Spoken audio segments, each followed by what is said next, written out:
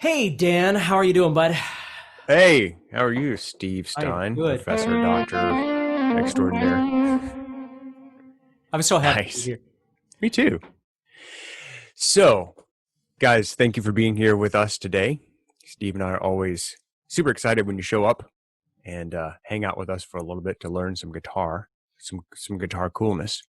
Today, we're doing a creative soloing workshop for you, and we're going to be talking about all things soloing and how to make your solos more creative, how to help your solos not sound like a scale, how to use your entire fretboard, how to use all different types of articulation and techniques to make your solos more creative, more musical. That's the whole goal of the Creative Soloing Workshop. So if you want to learn that, stay with us. If you want to learn it even faster, you can check out Steve's new course. It's called Creative Soloing, and it's available at guitarzoom.com. Take it away, sir. How are you? I am good, buddy. How are you? Good, man. Good. This is a super exciting workshop. Oh, and by the way, before we get to 100% started, I want to let everybody know, please put your comments in the box there, wherever you're watching this. Most folks on YouTube, could be Facebook, a lot of other places. Put your comments in there. Steve and I will try to answer them as we go here. Also, if you're not subscribed, you want to go ahead and do that. You'll get notified. Make sure you turn on the notification button. You'll get notified of all of the creative workshop sessions that we're going to be doing for you. Also, we will compile all these in a nice playlist for you, and they'll be available for you on the channel. So you can go there. If you missed any previous ones, if you can't make it to the next one at this specific time, then they'll be there for you in the playlist. So make sure you subscribe and hit the notify button if you would like to be notified next time. Cool? All right. Sorry to interrupt you, buddy. Go ahead. No worries. Okay, so the first thing we're going to start off this whole thing with is a technique that I call meandering. And the reason is if you think about as guitar players, when we learn scales, we learn what we learn is great. But the downside to doing what we do is that we practice the way our instructor or the way the video tells us, and so we're actually doing the right thing, but we're not being creative. So if you think about it this way, like if I was to take a scale, let's say I was just going to take G minor pentatonic, right? So I take G minor pentatonic, and I'm taught to practice going up and down that scale, right? And I might do some other exercises or whatever. So I'm training myself to visualize that and to play that scale, but I really am training myself to play it straight up and down. And that's not wrong. It's just it's not training me to do anything creative with it. Okay? So, and it doesn't matter whether you're playing pentatonic or diatonic or whatever it is you might be doing. If you just practice going up and down all the time, of course, you're creating muscle memory and brain memory, and this is what you're doing. So what meandering does is it tries to break you out of that by forcing your brain to constantly sort of juxtapose the ideas that you've got. So what I do, and now again, this is going to take a little practice on your part, and of course we go into it in more detail in the course, but basically if you set a metronome at a certain tempo, and you're going to have to work out what tempo is going to work best for you, but if you set the metronome at a certain tempo, the goal of meandering is you have to continue moving your fingers aimlessly around inside that scale position. You cannot stop. If you stop, especially if you continue stopping, like if you get started again and then your brain freezes, the tempo's too fast. And I'll show you what meandering is in a second, and then you can try it and see what I mean. But oftentimes one of the number one problems for guitar players is that we try and do everything too fast. Everything's always done too fast. And the trick of this is to train your fingers to go anywhere at any time inside that scale that you're studying without having to stop. So if you find yourself stopping over and over and over, tell yourself, I got to slow this down and try it again. So what I've got a metronome set at 100 beats per minute. Let me start that for you just to hear, so you can hear it.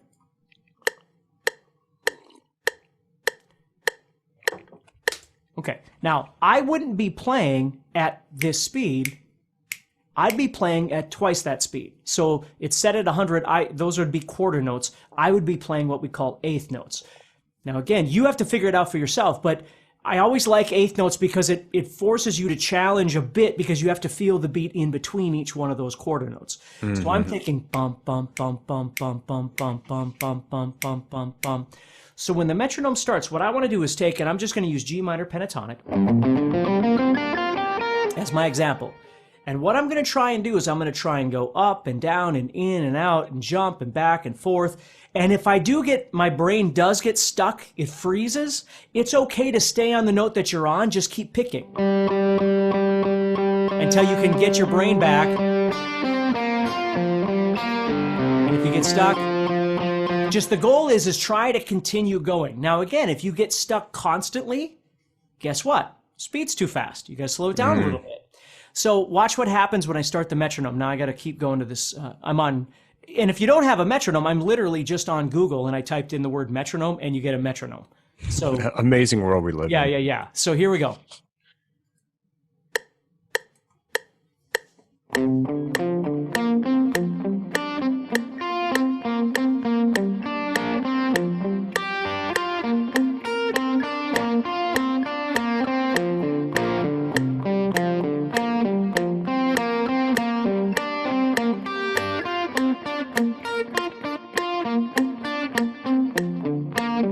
Now, it's aimless.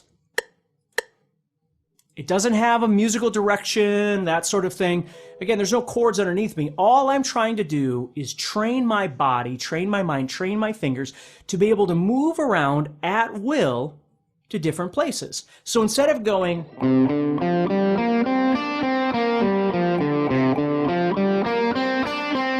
what I'm forcing myself to do is do some forward stuff, backward stuff, but then also in and out stuff. Jump over things.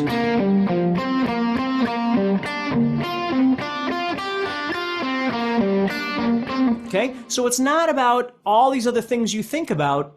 You know, right now we're not focusing on trying to land on the right note at the right time. It's not any of those things. You're just training yourself to move with confidence and control freely through the position that you're in at a speed that you can physically do this at. If you keep trying it and you keep failing, again, I'm not being offensive, but don't try and be a superhero. Lower down the tempo, find the speed that works for you. Lying to yourself never does you any good. It's just eventually it'll catch up to you. So the goal is you got to really figure out what that is. I don't care if you set the metronome at 60 beats per minute. It doesn't matter. It's just get on the board and then start working through it. Now, oftentimes when you do this, you're going to start seeing some issues kind of raise to the surface, right? You'll find out what tempo works for you. You'll find out whether you really do know that position that you've been working on or not, right? Because now you're not just playing it by route, right? You're actually just trying to move around and make whatever you want up. And what oftentimes comes out of this practice is that you start coming up with new, we can call them licks, we can call them patterns, but you start coming up with new creative ideas of being able to move from one place to another, or even create little motions of repetition.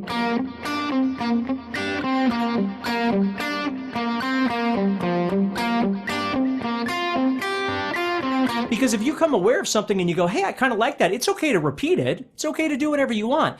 The goal is just, number one, don't stop. And number two, don't just play it all the way up and all the way down. You can't just sit and play scales up and down like that.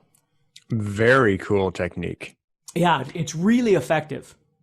And you call this meandering. Yeah, because basically what you're trying to do is turn off your thinking brain.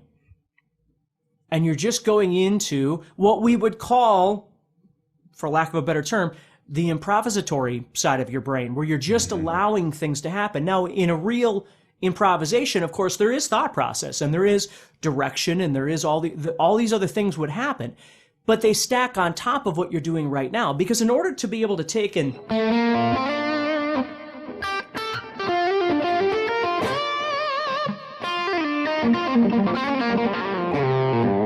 I've got to be comfortable with moving around my fretboard. My fingers have got to know where they're going. So if you think about meandering, what it does is it teaches me to do things that are a bit more unorthodox, but comfortably and slowly. Again, I hate to make everything about speed because it always winds up going that way. And then even when I play, sometimes I play things that are, I don't mean to play everything a little faster, but That's the trick.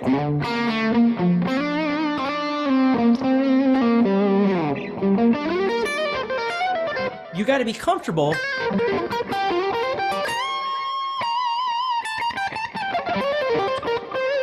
It can't just be here's a lick, and here's a lick, and here's a lick. If you play that way, the problem is you run out of ideas really quick. And the second thing is everything tends to sound the same. Either your phrasing is the same or the length of the patterns that you're playing are the same. So, and we'll get into that. We've got Dan and I are going to be doing a number of workshops here to help you with this. But anyway, that's a really great place to start. Is just set your metronome. Preferably, if you can, set it so whatever it's clicking at, you're going to go twice that fast. Bum, bum, bum, bum, bum, bum, bum. Even if you set it here. Dun, dun, dun, dun, dun, dun, dun, right? Just get on the board. That's the trick. And start learning.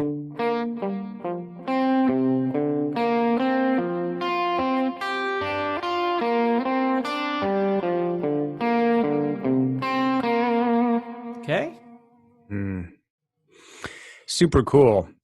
So I'm curious, Steve, everything you were doing there was like in that first position pentatonic. Yep. Right. I'm guessing that if people feel comfortable, with like the first, second, third positions, they can start adding those. Well, that's the next step is, and again, I'm going to remind you, don't move too fast. If you're failing, even if you've convinced yourself that and I'm not saying you do or don't, I'm just saying be honest with yourself when you practice. That's how you really make progress, is understanding what you can and can't do. It's when you wake up every day pretending like you can do something you can't, it's really hard to make progress.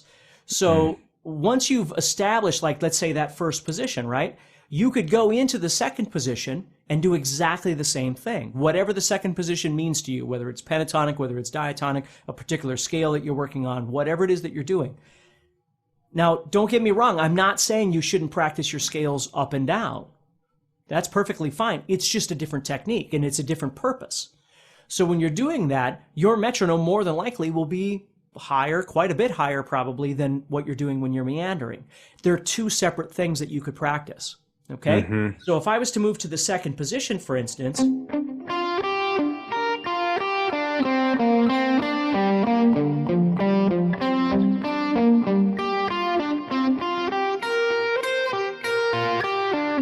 I could do the same thing in that second position. And the great thing is, again, I have so many students that I always call all or nothing. Humans tend to be all or nothing. Either we don't do anything or we just go crazy until we drive ourselves crazy trying to do everything. So the trick with this is maybe you only really know two positions. You've been learning 4 positions, but you really, really know 2 positions. Okay? Well, if the time came for you to actually jam with other musicians in a band or a jam or a performance or something like that, you're better off knowing 2 positions really well that you can really control than you are sort of kind of maybe knowing 4 positions, but you're not really sure, and then you hit wrong notes, and then you get freaked out, and the whole the vibe changes. Mm-hmm. You're always better off going with what you know. So if you knew, let's say you knew the first position of G minor pentatonic and the second position really well, and you were practicing this, here's the really wonderful thing then, is you start learning to maneuver back and forth with meandering as well.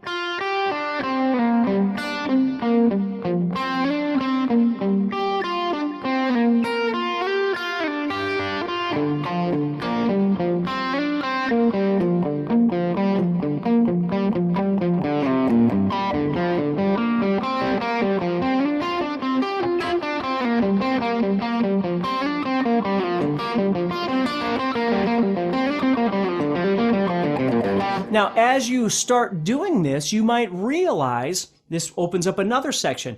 As you're shifting, which is one really big thing that I wanted to get across in creative soloing, is it's not just the practice within positions, but, and we'll get into this more as the workshops continue, but you might slide. You might do a hammer-on or a pull-off. And that's okay. As a matter of fact, you want to become aware of that, because that's the natural motion for you to be able to move. Like a lot of times when I get students that will be learning a song and they'll go, well, so-and-so picked all of this, or so-and-so, hammer on or pulled off these parts, but it's uncomfortable for me. Well, you have two choices at that point. Either you go that direction to try and learn that technique, which is great, or you cultivate it in the way that it feels most comfortable to you to develop your own approach to playing guitar. I always go back to a story that George Lynch had told where George Lynch had already been famous with Dokken. George Lynch, the iconic George Lynch, at least in my eyes. And then all these other players like Malmsteen and stuff were all becoming really big, this whole movement of shredder players, the shrapnel players, Tony McAlpine and all this stuff. So he went back and started trying to learn how to pick everything, because that's what he thought they were all doing, was picking everything. So he started going back, and he was like so frustrated because he couldn't do it. And then one day it occurred to him that he's George Lynch, and just be George Lynch. And I always thought that was just the coolest thing ever, because even players like that get caught up in this whole thing. And so instead of trying to become something he isn't, he realized he should just be himself. So I just always really try and encourage that, because if you find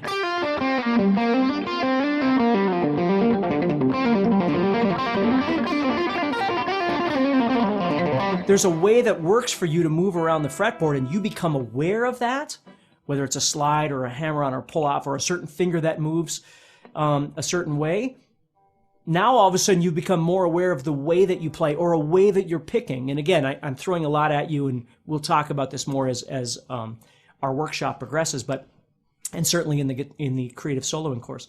But those are the things you want to come to light. That's kind of the secondary win of this meandering aspect when you start putting positions together. You'll experience, no doubt you'll experience it in a single position, but it really comes to light as you start moving between positions. Awesome. Guys, if you want to learn creative soloing, I would encourage you to subscribe to this channel and make sure that you hit the notify button so that we can send you a notice whenever we're going to be doing some new live workshops. Steve and I have several of these planned for you. Today we talked about meandering. We talked about using a metronome. We talked about techniques like hammer-ons, pull-offs, sliding. We touched on it, on how to kind of connect these scale patterns together. We're going to be doing some more of these creative soloing workshops for you. We hope that you'll join us. Thank you so much for showing up today. If you enjoyed this, please like, share, comment, subscribe, all that good stuff. And if you'd like to get the course, Steve's new course, it's called Creative Soloing. Goes through all of this stuff, and I'm telling you, we just scratched the surface on everything that you'll get in the course. Today, meandering is just one of these many concepts that Steve talks about in the course. And for me, Steve, you get to kind of a point in your playing where you're not trying to learn everything. You're just trying to learn like one thing well. And so when I think about people that may be on the fence about, investing in this course, first of all, it's very affordable. But secondly, you don't have to learn everything in the course. You could just learn like one thing really, really well that completely changes your playing. Do you agree with that? Oh, totally. Yeah. I mean, the thing is, the all or nothing thing that I was talking about before is the same thing with, if you're like me as a guitar player. Again, guitar playing is what I know. There's a million things I wish I knew how to do that I don't, but teaching guitar and playing guitar is what I do.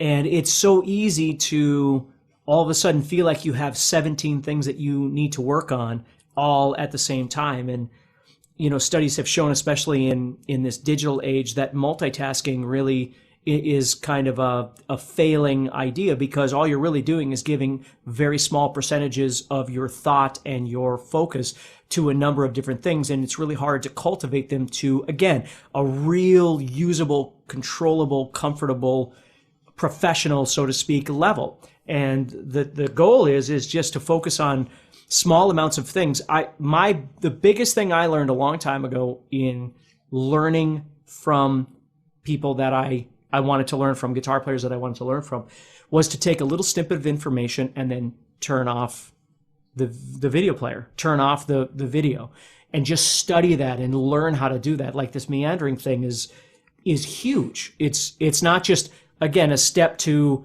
everything else and you should spend 5 minutes with it and then move on. It's really huge. When you watch players that you like just all over the fretboard doing things, it's because they have this control. They're able to see their fretboard in whatever situation they're in, right? Particular scale, particular key, whatever it is. And they see all of it laid out. Now, that can mean a lot of different things, but they do, right? Whether they see it sequentially or whether they see the whole thing at once, everybody's different that way. But the ability to maneuver through those positions or those strings or those patterns or those licks or however you want to look at it is really the trick. And that's what meandering is all about, is not only learning to see your fretboard, but becoming more intuitive of the way that you move when you play, the way that your pick moves, the way that you play legato, the string skipping that might happen for you, the sliding that happens, what strings you tend to slide on. Those are the kinds of things that people don't really think about because they're so busy thinking about a scale, right? There's a picture in their head. And again, that's not bad. We need that. But the more you start thinking about all the other things that are happening around you, the more you start learning about you and what you can do and what you need work on. I love it. Guys, I just thought of something as Steve was talking. One challenge that all of us have as musicians, particularly guitar players, is how do you, there's only so much time in a day. So how do you carve out time for really focused practice? And what do you do during that time? Because it's really easy to grab your guitar and kind of noodle around. And Steve and I talked a lot about this in our, I guess combined, Steve, we probably have something like 50 years of playing experience, at least. Right? At least. I've been playing since I was about 13 and you've been playing probably since the same. And so I don't even really want to crunch the numbers, but trust us, guys. Well, that's the thing is understanding too, from that perspective, not everybody's looking for the same thing. If you're 50 and you start learning how to play guitar, people will say, well, am I too old to learn how to play? No, you're not too old to learn how to play. But do you have 10 hours a day to practice? Probably not. You probably have a job or two or three or a business or a family or, that's it. So and I'm not being negative. I'm being very positive. It's learning how to use your time wisely and being realistic of what it is you're trying to do. You can play guitar. You don't have to play like, again, insert name here. You don't have to play like them. You have to play like you. So if you've got 15 minutes a day to practice, you got to figure out how that 15 minutes is best spent. If you've got 7 hours a day to practice, obviously there's other things that you could be working on than the person that only has 15 minutes a day. But if you're practicing 7 hours a day, chances are you're trying to make this your life. Like that's what I did, right? When I was a kid, you just gamble it all on the hopes that you're going to be able to do something with your guitar. Otherwise, why in God's name would you be practicing 7 hours a day? You know what I mean?